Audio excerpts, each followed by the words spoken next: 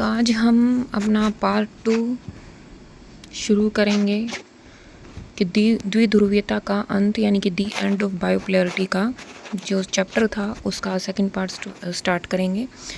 तो हमने कल ख़त्म किया था कि जो लोग हैं वो कार्टून्स के ज़रिए जो पार्टी थी कम्युनिस्ट पार्टी उसके बारे में मतलब जो वो असहमत थे, जो उनकी नाराज़गी थी वो कार्टून्स के ज़रिए दिखाते थे।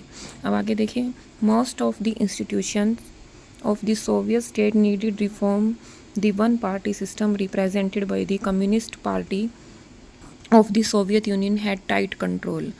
अब जो मोस्ट ऑफ द पीपल थे वो क्या चाहते थे, कंट्रोल चाहते थे, वो रिफॉर्म चाहते थे। किससे?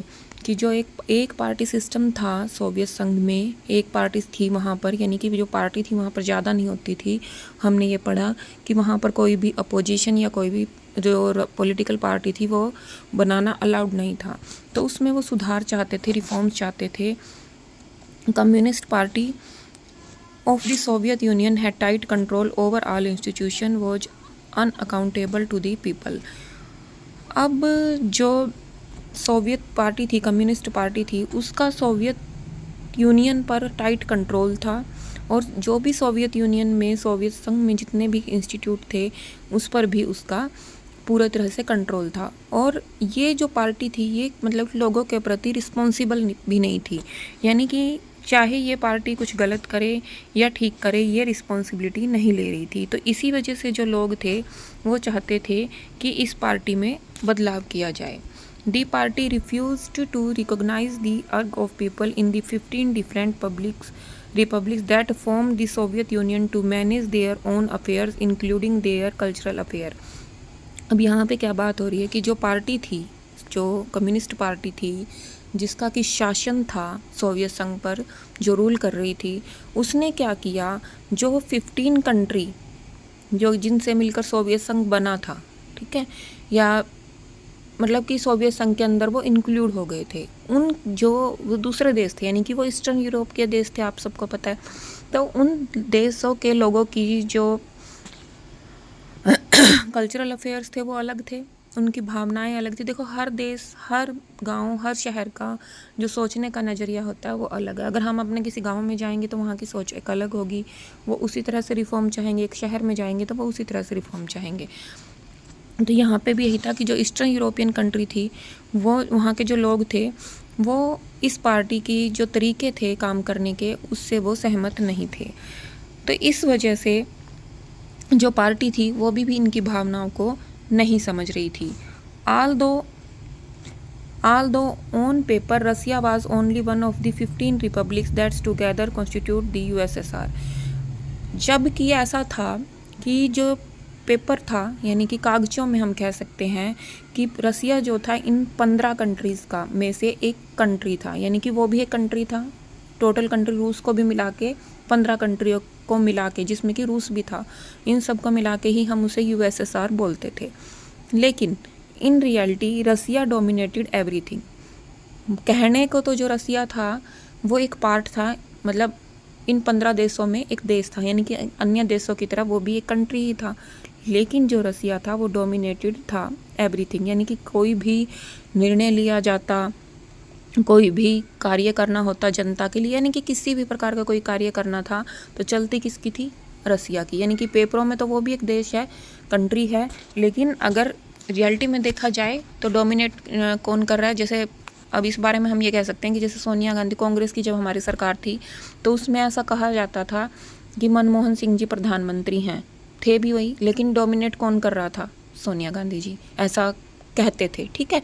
तो वही चीज़ यहाँ पे उसी एग्जाम्पल से मैंने समझाया यहाँ पे।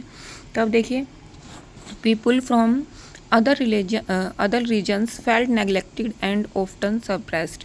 तो इस वजह से क्या होता था कि जो रसिया के लोग थे, क्योंकि रसिया की चल रही है, वही डोमिनेट कर रहा है, तो उनकी उस रसिया की जनता के अकॉर्डिंग तो काम हो रहा था, यानी कि उनकी भावनाओं को तो ध्यान में रखा जा रहा था।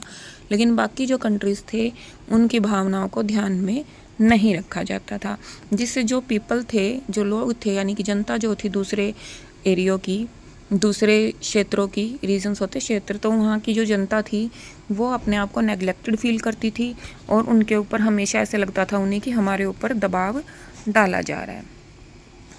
अब देखिए यहाँ बात हो रही है आर्म रेस की। In the arm race the Soviet Union manage to match the USA from time to time.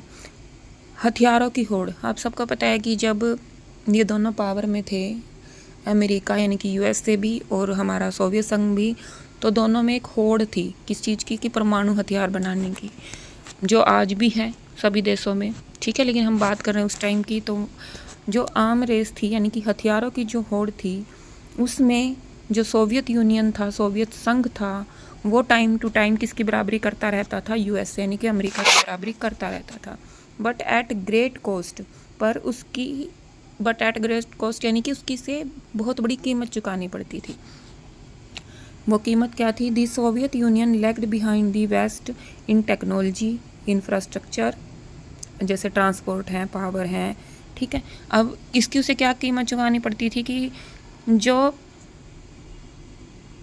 Soviet union था वो वेस्टर्न कंट्री यानी कि USA से या और भी जो वेस्टर्न कंट्री थे, खासकर यहाँ पे USA की बात हो रही है, उनसे टेक्नोलॉजी में, इंफ्रास्ट्रक्चर में बहुत पीछे निकल गया था। And most importantly in fulfilling the political और economic aspiration of citizens.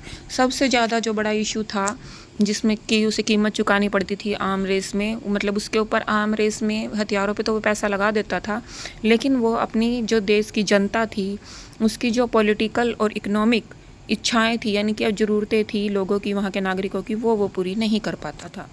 The Soviet इन्वेशन of Afghanistan in 1979 weekend the system even further. अब सोवियत यूनियन ने क्या किया, अफ़गानिस्तान पर 1979 में इन्वेशन कर दिया यानी कि आक्रमण कर दिया, जिसने भी जो इसका सिस्टम, जिसकी वजह से भी जो इसका सिस्टम था वो बहुत कमज़ोर पड़ गया। दो वेजेस कंटिन्यू टू ग्रो, लेकिन इसकी जो प्रति व्यक्ति आय जिसे हम बोलते हैं ना, वो इसकी हमेशा ग्रो करती रही, वेजेस जो थी इसकी हमेशा ग्रो करती रही।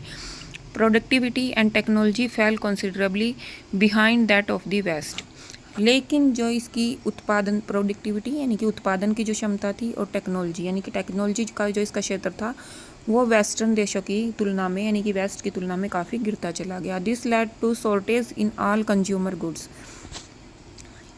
इसकी वजह से जो सोवियत यूनियन था, यहाँ पर जो ज़रूरी चीज़ें थी उनकी बहुत ज़्यादा कमी हो गई।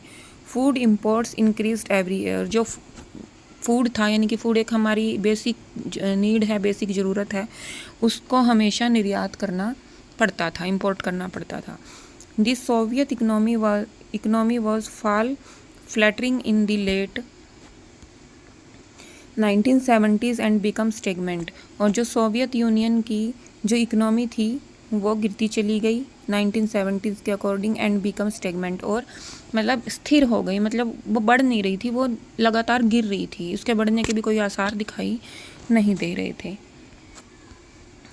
अब उसके बाद आए ग्राबोचोव and the disintegration.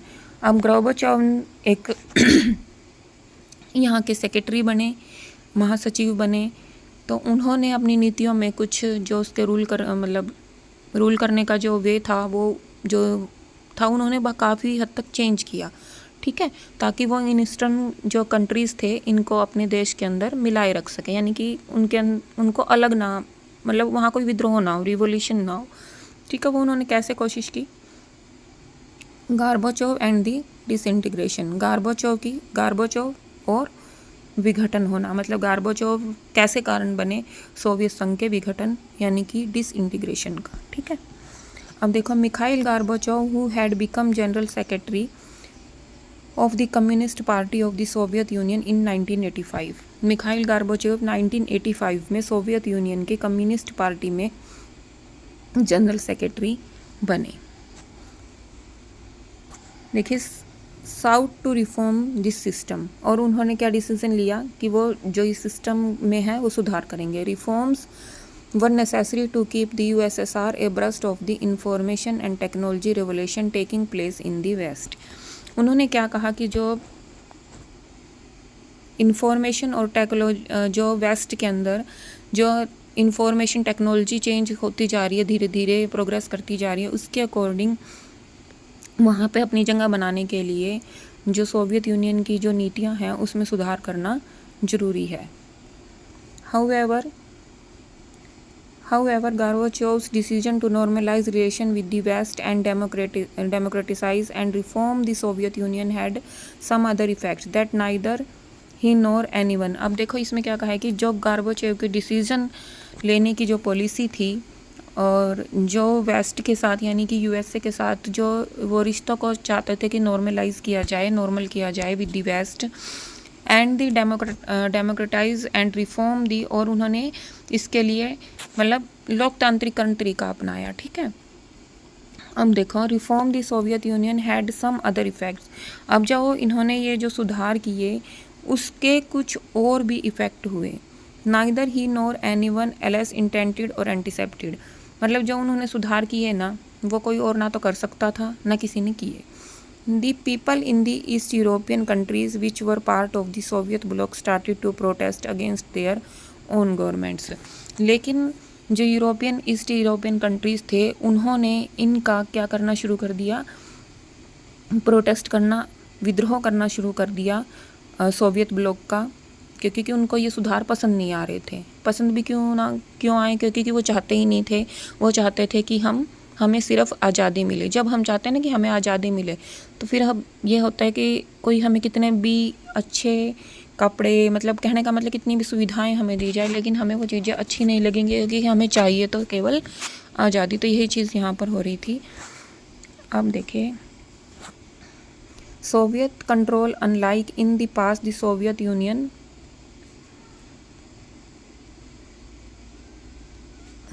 Under Gorbachev did not intervene when the disturbances occurred. अब यहाँ पे एक कारण ये भी रहा कि इतना कुछ रिफॉर्म्स करने के बाद गार्बाचोव के फिर भी यहाँ पे प्रोटेस्ट क्यों हुआ, क्योंकि पहले क्या होता था, अगर कोई भी विद्रोह होता था, कोई भी प्रोटेस्ट करता था, कोई भी रिवोल्यूशन होता था तो जो सोवियत यूनियन था वो उसको दबा देता था। लेकिन गार्बाचोव ने उसको दबाने के लिए इतनी ज़्यादा कोशिश नहीं की। The communist regime collapsed and one after another, जिसकी वजह से जो कम्युनिस्ट जो परंपराएं थी यानी कि मार्क्सवादी जो रेजिम्स थी वो वन बाय वन गिरती ख़त्म होती चली गई। These developments were accompanied by a rapidly escalating crisis within the USSR that hastened its disintegration। अब जो ये डेवलपमेंट्स थी जो ये कर रहे थे, इसके साथ साथ मतलब डेवलपमेंट तो गार्बाचोव करने की कोशिश कर रहे थे, सुधार तो कर रहे थे, लेकिन इसके साथ क्या हो रहा था, जो क्राइसिस थे यहाँ पर वो भी बढ़ते चले जा रहे थे। क्राइसिस यानी कि ये जो विद्रोह हो रहे थे, रिवॉल्यूशन हो रहे थे, वो भी बढ़ते चले जा रहे थे, जो इसके डिसइंटीग्रेशन यानी कि विघटन होने का कारण बने।